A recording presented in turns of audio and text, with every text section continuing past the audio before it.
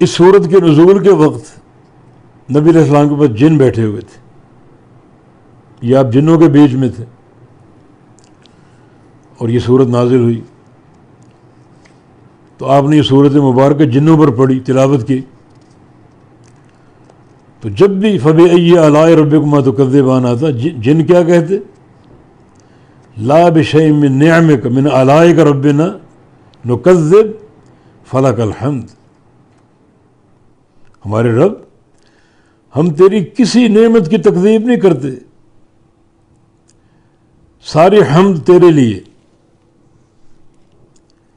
جب اللہ کے نبی صلی اللہ علیہ وسلم نے صحابہ پر پڑھی تو صحابہ نے وہ جواب نہیں دیا جو جنہوں نے دیا تھا، تو آپ نے بھی صحابہ کو خبر دی کہ تمہارے بھائی جن اس معاملے میں تم سے بہتر ہو گئے کہ انہوں نے اس موقع پر ہر آیت کا جواب دیا. لا بشیء من آلائک ربنا نکذب، لا بشیء من آلائک ربنا نکذب ولک الحمد. اے ہمارے رب، ہم تیری کسی نعمت کی تکذیب نہیں کرتے، جھٹلاتے نہیں ہیں، ہر قسم کی ہم تیرے لیے دل سے اس کا اعتراف ہے اور زبان سے اس کا اقرار ہے، اور تیری اطاعت کر کے دکھائیں گے تاکہ پورا حق شکر ادا ہو جائے.